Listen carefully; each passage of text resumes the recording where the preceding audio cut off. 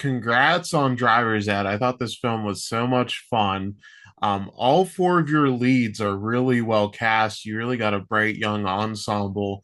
But Sam Nivola is really the center of this story. Yeah, Obviously, he comes from a really talented family, but what stood out about him that made you want to cast him? Because after watching this, I just think he has such a bright future.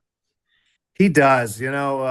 Thanks for noticing that. The four, we have four high school kids and they're in a driver's ed car, and Sam makes a really dumb decision and steals the car to go to the local college to stop his girlfriend from breaking up with him. Okay, that's the story. It's a dumb high school decision you make. The other three kids go along reluctantly, and a big adventure ensues.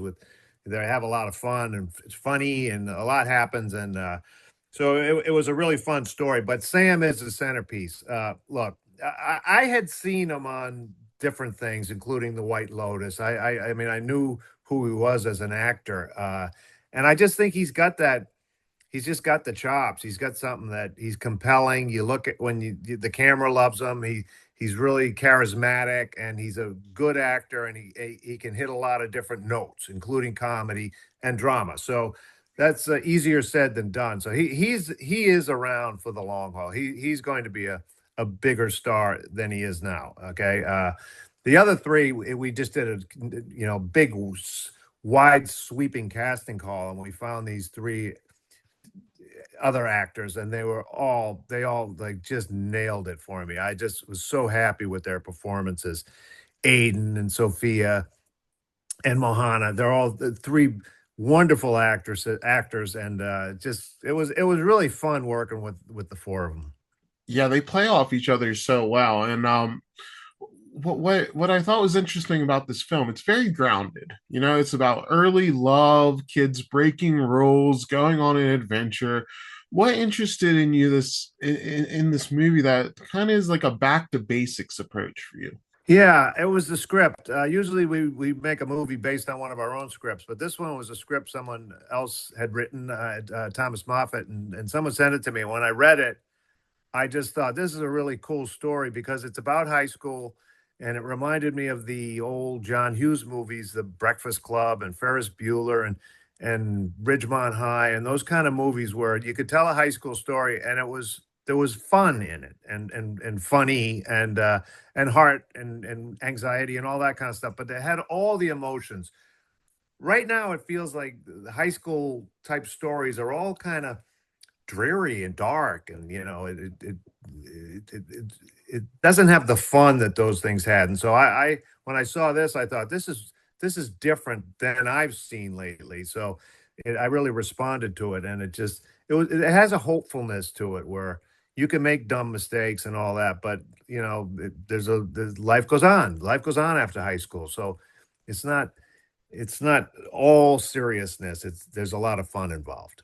Yeah, that's wonderfully put. It really does feel like a love letter to these 80s comedies. I was curious, since a lot of this is filmed in a car, what was the biggest challenge of filming in a cramped space like that, where you have your four leads? How is it working on that?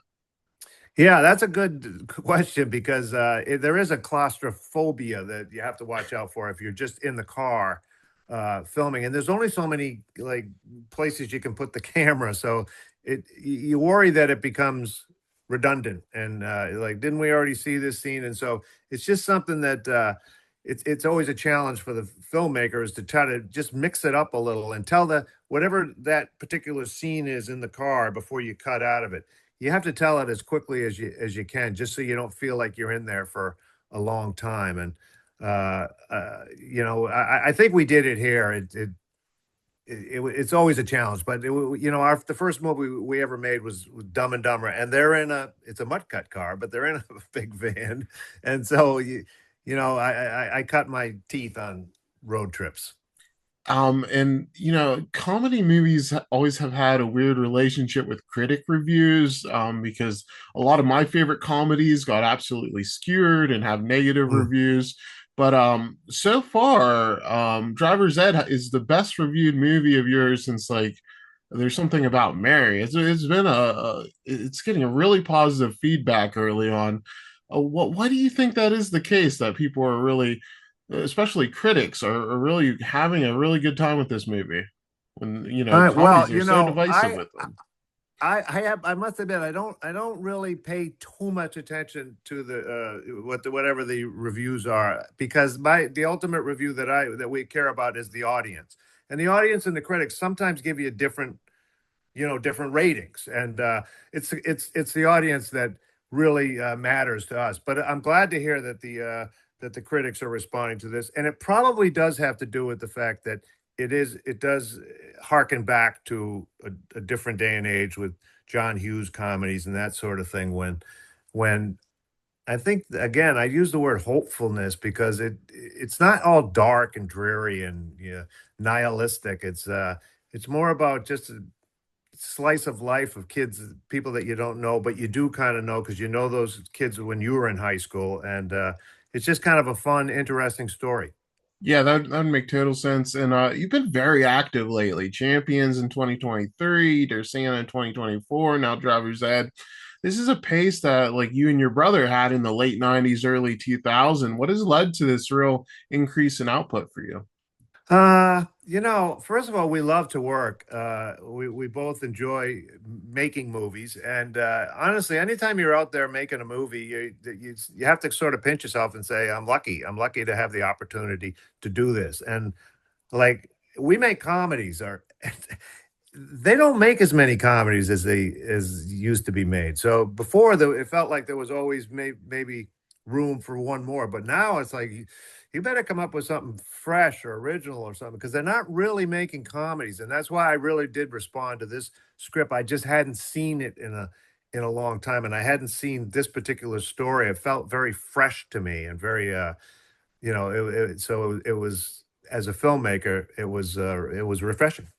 Kumail Nanjiani's in the film. I felt like he stole every scene he was in. He's hysterical and played off everybody so well, especially Molly. I'd love to see you two work more together in the future. What kind of stood Agreed. out about just working with him? Because he's great in this film.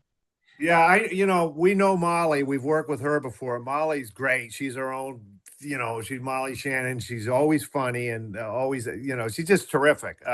So it was working with her was a no-brainer. I had not worked with Kumail. I didn't really know what to expect. I think I knew him best from The Big Sick, where it's pretty. The Big Sick is more drama, I think, than anything. Yeah. It's very serious, and so I didn't quite realize how funny he is and how his chops, and he really is prepared.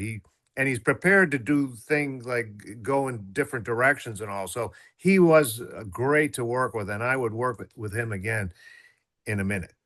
Hopefully you two will work together again. And my last Yeah. question for you.